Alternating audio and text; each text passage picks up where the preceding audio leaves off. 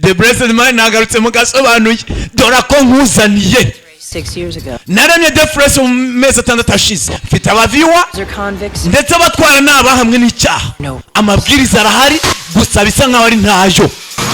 Dore filimi chapa dore filimi twara maze ubone kwigenga kwawe.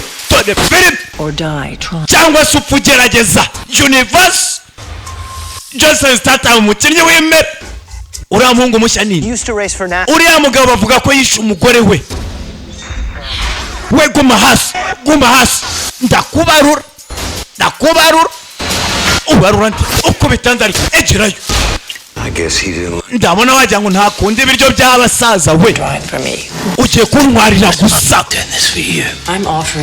Nge ndi kuguhereza ariko kwigenga kwawe we icyo ugomba gukora ni ugutwara ukava mu modoka ukiri muzima kandi watsinze. Isiganwa rigizwe n'amatape 3 ndetse haza n'abakore kudufasha.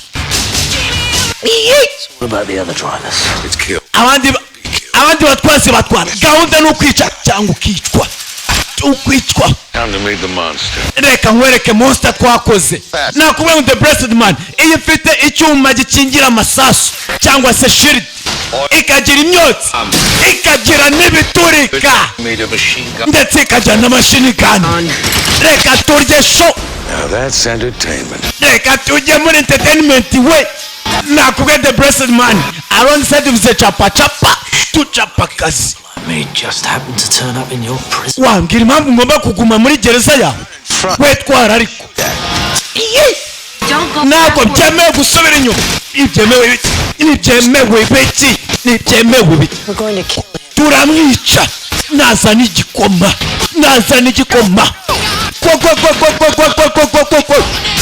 uburyo bwonyine bwo gusohoka ahangaha ni isiganwa ry'urupfu. Aka karahari mu ijuru rya The Blessedman A14 duhita dukora agafilip uya Wakanda izina ni Defresh. Don't miss. Shoot me, but you can't kill me.